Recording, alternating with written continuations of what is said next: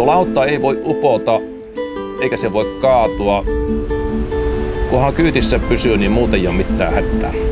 Takaa köysistä kiinni! Nyt tulee iso aalto!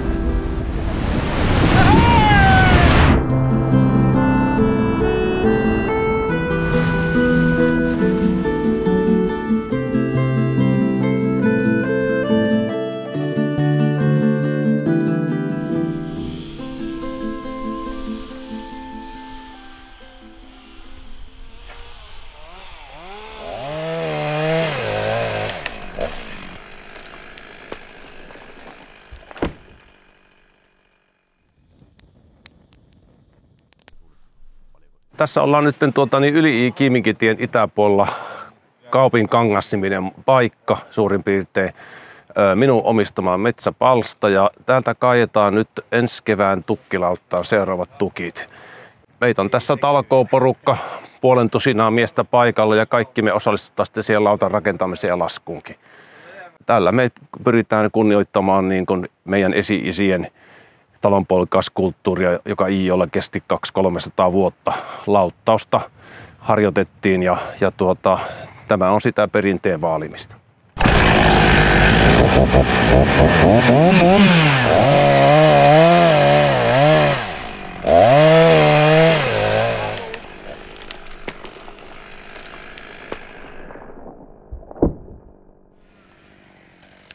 Mäntytukkeja kaadetaan nyt. Me katkaistaan ne tuolla mettässä jo semmoisen 11-12 metrin pituuteen niin, että ne on lauttaan sopivia.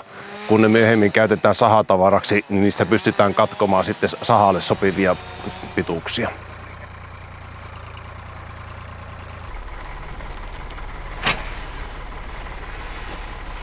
Tukki voi painaa satoja kiloja, mutta tulee ihan kevyesti tällä vinstillä.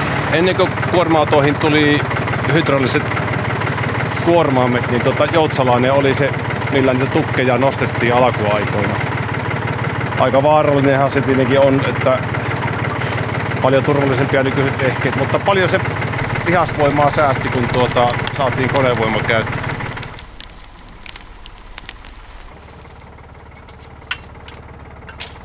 Runkoja noin 70 kappaletta meillä on tarkoitus kaataa ja ne vinssataan tuolta mettästä traktorilla tänne varsitille ja tuonne lanssipaikalle sitten ja rekalla kuljetetaan sitten myöhemmin tuonne Kaistonsuvannon rantaan Iijoelle ja lautta aletaan rakentaa sitten toukokuussa. Oulussa piettyjen Amerikan päivien yhteydessä järjestettiin Iijoella näytösluontoinen esitys tukkilautan valmistuksesta ja sen käytöstä. Lauttauksen historia mua alkoi suuresti kiinnostamaan. Mä sitten siitä hankin tietoja, mitä oli saatavissa ja löysin muutamia valokuvia ja myöskin vuonna 1962 Iissä lasketun lautan kaitafilmin. Lautoilla saatettiin kuljettaa myös hevosia, jotka pyörittivät vinssiä ja auttoivat näin tukkisomien purkamisessa. Löytyi riittävästi tietoa, miten tuommoinen lautta rakennetaan ja kun tähän löytyi sitten kiinnostuneita, innostuneita kavereita tähän hankkeeseen muitakin, niin mehän tosiaan viime vuonna eli 2022 rakennettiin ja laskettiin ensimmäinen tämmöinen sidottu tukkilautta.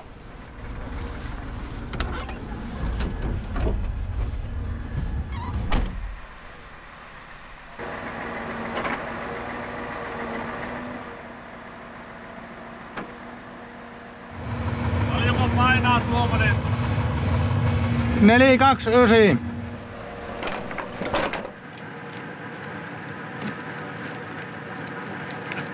Nyt se on niinku venneen köliin, nyt se ei kyllä päkkää. Nyt eletään huhtikuun loppua, 29. päivä huhtikuuta on päivä ja lauantai ja ollaan tullut tänne Kaistonsuvannon rantaan rakentamaan tätä meidän tukkilauttaa. Vanhaan aikaan lautathan kasattiin vedessä, jolloin automaattisesti tukkien yläpinnat tuli suurin piirtein samalle tasalle. No, me joudutaan tekemään aikataulusyistä tämä lautta täällä kuivalla maalla, niin me joudutaan nyt nämä lautan tukit tunkkaamaan tuossa kasaustelastolla sillä tavalla, että yläpinnat saadaan tasalle, niin siinä joudutaan käyttämään tämmöistä ylimääräistä työvaihetta. Vanhaan aikaan kaikki lautat sidottiin koivuvittaksilla. Me käytetään nyt kuitenkin manilla köyttä. Se on lujempaa ja meillä nyt nykyaikana ei enää vittaksen vääntäjiä tekijöitä ole.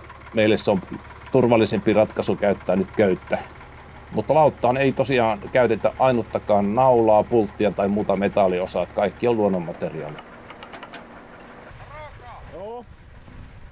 Haasteita tietenkin on tässä matkan varrella ollut, että kun nuo ensimmäiset mäntytukit kaadettiin joulukuussa, niin mä sitten tein semmoisia tiheysmittauksia, niin todettiin, että mäntytukkien kantavuus, varsinkin latvapäässä, oli hyvin heikko, eli ne on hyvin vetisiä. Ja se johti siihen, että sitten me hankittiin lisää sieltä metsästä niin 6 tukkeja, joilla on keveys on parempi ja kantokyky suurempi. Ja nyt kokonaisuutena tämä lautan kantavuus on niin suuri, että ei meillä ole minkäänlaisia ongelmia tuossa kyllä sitten.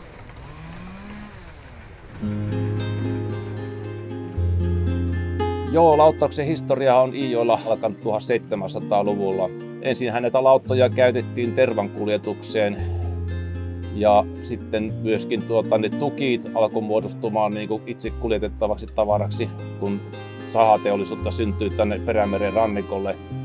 Ennen irtouiton aikaa, joka alkoi 1916-luvulla varsinaisesti, niin ennen sitä niin lauttaus oli se ainoa tapa pitkän aikaa, jolla tukkeja siirrettiin Iijoen ylimaista niin Iihin ja edelleen sitten eteenpäin tuonne sahoille.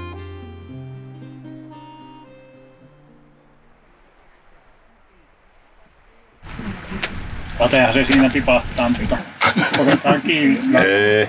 Ei, kun istuu lautan pintaan, se ei kun paukahtaa niin. Laulaa kumppari kiinni tuohon tukkineen varmaan. Niin, seisoo niin.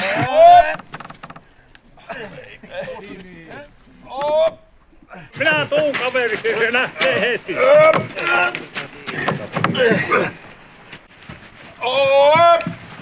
Ottaako se maahan mulle niin paljon?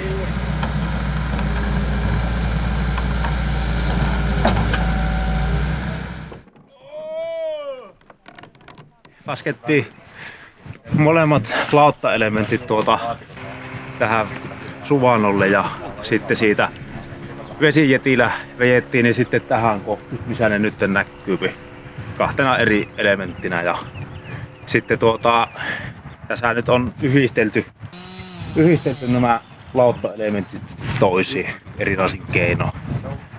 Nyt ollaan sitten sijoittu niin tuossa on aika paljon naruakin mennyt ja joutui vähän sahahommia tekemään ja näin.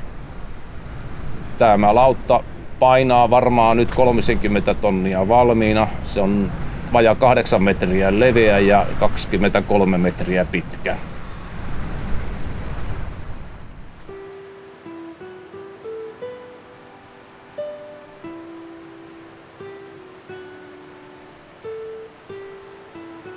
Jännitä ei kyllä yhtään. Sitä on niin paljon monessa sopassa keitetty, että jännitä ei yhtään. Parhaamme on koitettu tehdä tämän lautan rakentamisessa ja säähän mitä parhaan ja mä luulen, että tässä tulee uusi ennätys, mitä maailmassa on koskaan ollut ihmisiä liikkeelle. No, tää on sillain kiitollinen meillä tämä reitti, että kun me tästä Kaistosuvannolta lähdetään, niin tässä vaikeuskerroin kasvaa pikkuhiljaa. Eli tämähän on easy peasy tämä Manninen tässä. Sitten se seuraava. Mehän mentiin viime vuonna aivan rantaa hipoen alas. Niin mennään siitä samalla lailla, että me joudutaan niihin pusikoihin, mitkä on kalapadon alapuolella. Se mua hirvittää, että jos me joudutaan ne pöhheikkaan, niin sinne jää.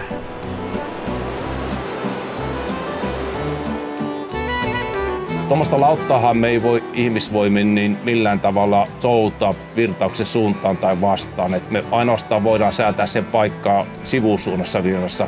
Lähteekö perää kääntyy? Toiseen suuntaan! Nopeudessa niin me ollaan täysin sitten luonnonarmoilla riippuen siitä, minkälainen on veden virtausnopeus. Ja jonkin verran sitten vasta- tai myötätuuli vaikuttaa, mutta ei paljon. Et kyllä se on tuo luonto, joka määrää meidän etenemisnopeuden. Tuo lautta ei voi upota eikä se voi kaatua.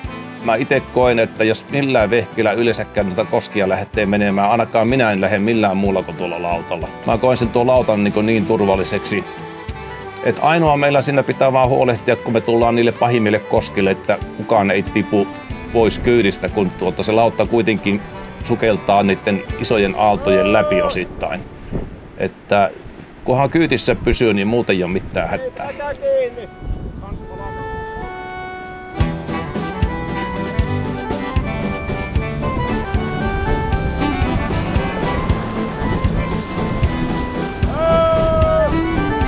No ihan vanhaan aikaan ihmisillä lauttamiehillä on ollut muuta kuin nahkapieksut ja sarkavaatteet päällä, että meillä on kaikilla miehillä on kuivapuvut päällä. Sitten meillä on paukkuliivit, jotka automaattisesti laukeaa, jos tuonne veden varaan joutuu. Sitten meillä on kanottimiehet saattamassa kauempana lautoista. He tulee nopeasti paikalle, jos joku sattuu veden varaan joutumaan ja auttaa sitten rantaan. Kyllä reitin vaativin kohta on hiidenpato tuolla loppupäässä tätä koskijaksoa, että se mikä on siinä haasteellista on se padon yläpinnan muoto. Se ei ole suora, vaan siinä on mutkia ja ne mutkapaikat on lautan kannaltakin hankalia. Ne vääntää sen lautan runkoa ja kun siinä samalla sitten putoustaa alaspäin, niin ehdottomasti se hiidenpato on niin se vaativin.